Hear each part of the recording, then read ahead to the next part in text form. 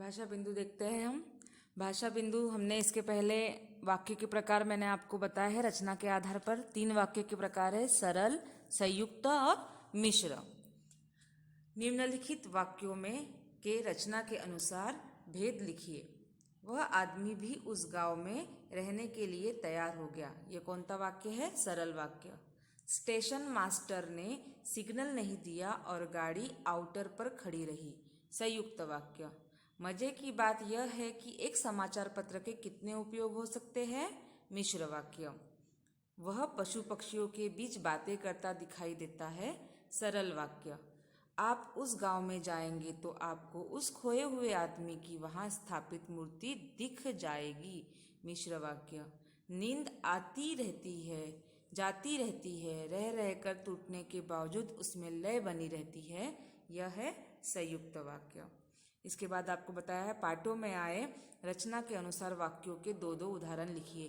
तो यह आपको गृह कार्य है। आपको पाठ में आए हुए रचना के अनुसार 2-2 वाक्यों के उदाहरण ढूंढकर लिखना है। सरल वाक्य जो सरल होता है, संयुक्त जो 2 वाक्यों को जोड़ता है। मिश्र वाक्य क्या है? एक मुख्य वाक्य होता है, दूसरा उस पर आश्रित वाक्य होता है। उसके बाद जो तीसरा प्रश्न दिया गया है वह है निम्नलिखित वाक्यों के अर्थ के अनुसार भेद लिखिए। अर्थ के अनुसार 8 भेद बताए हैं। वैसे तो आपको परीक्षा में 6 ही प्रकार के हैं भेद। सुबह उठता हूं तो थोड़ी ताजगी महसूस होती है। विधानार्थक वाक्य, सादा वाक्य है यह। अरे वही अटके रहोगे, मुझसे बात नहीं करोगे? प्रश्नार्थक वाक्य। कई दिनों से मैं तुम्हारे चौके में नहीं गई। निषेधार्थक वाक्य, नहीं कहा गया है। ठीक है, मुकदमे की कार्यवाही शुरू करें। आज्ञार्थक वाक्य। अरे हवा पानी, नाराज मत हो। विस्मयार्थक वाक्य। इस बात के लिए ये गांव वाले ही जिम्मेदार है। विधानार्थक वाक्य। अधिक वर्षा के लिए कौन जिम्मेदार है? प्रश्नार्थक वाक्य। अच्छा, निकलती हूँ, बस 5 मिनट चाहिए मुझे तैयार होने के लिए। विस्मयार्थक वाक्य। हाँ राजीव, आओ बैठो। आज्ञार्थक वाक्य। यह एक भोले इंसान का विश्वास नहीं था। निषेधार्थक वाक्य। चौथा है पाठ में आए अर्थ के अनुसार वाक्यों के 2-2 उदाहरण लिखिए। तो पाठ में अर्थ के अनुसार ढूंढकर हमें 2-2 वाक्यों के उदाहरण लिखने हैं प्रत्येक के, यानी विधानार्थक, प्रश्नार्थक, निषेधार्थक, आज्ञार्थक और संदेहार्थक। ऐसे 6 प्रकार है और उसके आपको एक एक 2-2 उदाहरण लिखना है।